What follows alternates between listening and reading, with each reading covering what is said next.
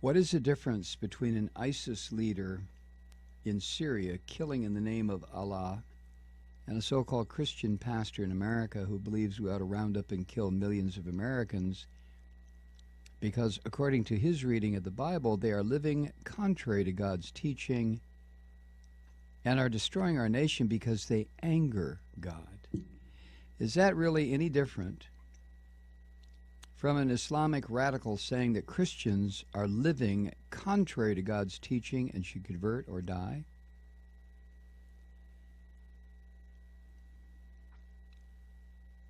And the writer goes on to say, we need to open our eyes and ears and pay attention.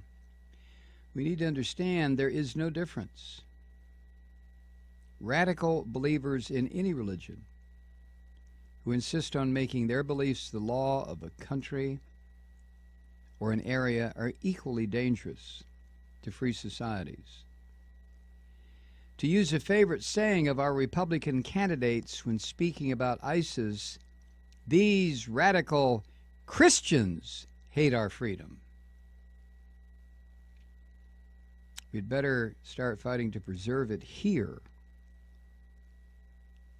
But we can still use the law in our Constitution, or we'll wake up one morning and find it's too late.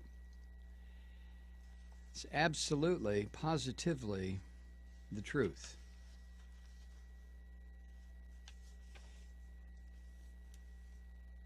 And that's one of the main reasons that I constantly am bringing it up. It's not to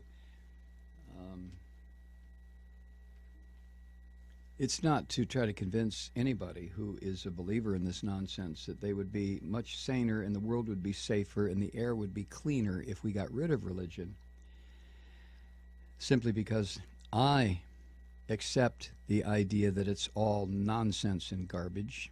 I'm not trying to convert anybody. If you want to believe, believe. It's when these religious fanatics, whether they're Christian or Muslim, and in some cases Jewish, cross that line, which their religion forces them to do. There is no question. That's the problem with religion. It will murder your ass in a heartbeat. It will destroy your country. It will force you to do the most outrageous things, all in the name of some sky spook. And people are so willing to sign on to that nonsense. Look, if somebody wants to be a Christian or a Jew or a Muslim or a Baha'i or a Hindu or whatever, go right ahead. Do it. Just keep your effing mouth shut about it. Who cares what you believe? I don't care if you worship a chair. But when you show up on my front porch with bombs and bullets and guns and death and blood and tell me that if I don't immediately convert to your sick, twisted way of thinking, you're going to blow up my house, what do you want me to do?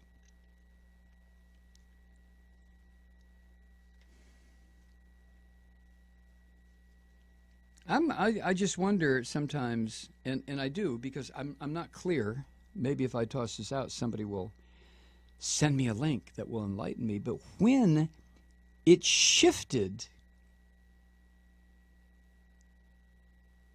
the idea of terror and death and destruction shifted from a political theory of domination, which we have dealt with for a long, very long time in the 19th and 20th and 21st century.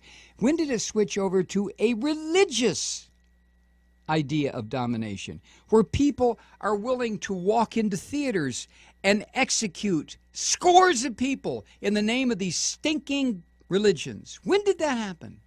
When did that happen?